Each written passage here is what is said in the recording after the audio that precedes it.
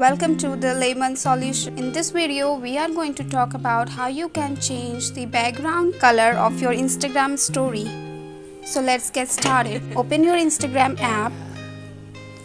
Click on the add icon at the top of the screen. Click on add story.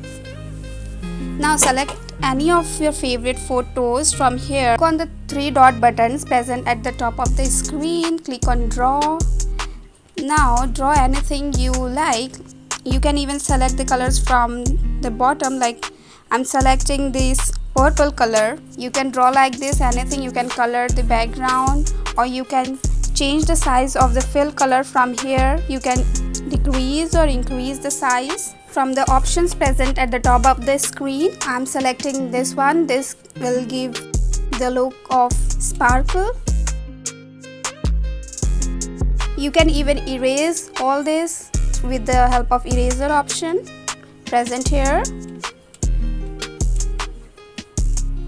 So this was our first method. For the second method, once again you have to start your Instagram app. Click on the add option present at the top of the screen. Click on story.